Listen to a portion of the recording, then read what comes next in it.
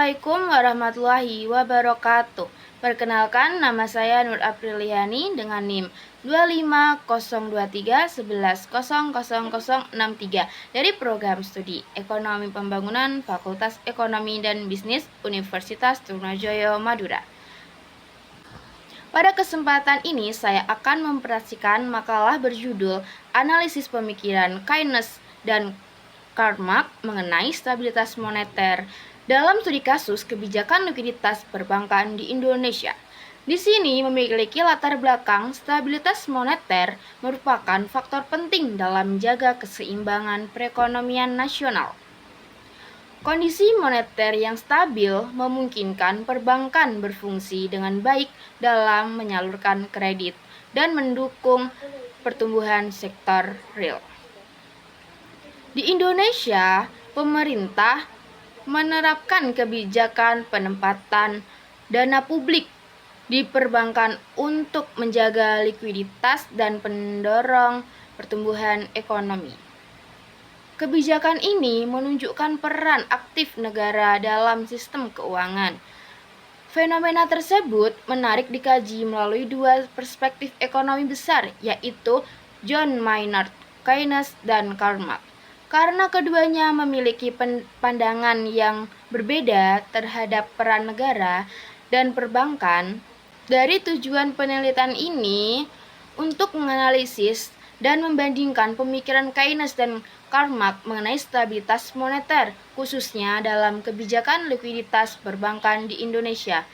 Metode penelitian ini menggunakan pendekatan kualitatif dengan metode studi pustaka.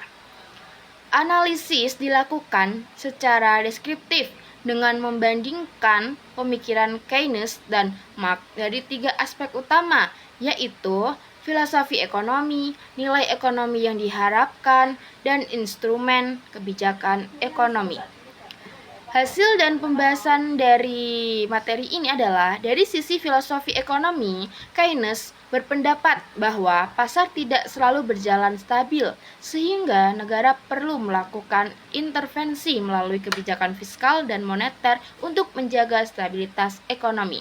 Sebaliknya, Karl Marx memandang bahwa sistem perbankan dalam kapitalisme justru berfungsi untuk mempertahankan kepentingan pemilik modal, sehingga berpotensi memperkuat pertimbangan ekonomi. Dari sisi nilai ekonomi, Keynes menekankan pentingnya stabilitas dan pertumbuhan ekonomi sebagai dasar peningkatan kesejahteraan masyarakat. Sementara itu, Marx lebih menekankan keadilan sosial dan pemerataan ekonomi, karena pertumbuhan saja belum tentu dinikmati oleh semua lapisan masyarakat. Dari sisi instrumen kebijakan, pendekatan Keynesian terlihat dalam kebijakan likuiditas perbankan di Indonesia, seperti penempatan dana pemerintah untuk menjaga stabilitas sistem keuangan. Namun, dari perspektif Marx, kebijakan tersebut perlu dikritisi agar tidak hanya menguntungkan sektor keuangan, tetapi berdampak nyata bagi sektor produktif dan masyarakat luas. Jadi, kesimpulannya adalah pemikiran Keynes dan Karl Marx memberikan dua sudut pandang yang berbeda, namun saling melengkapi.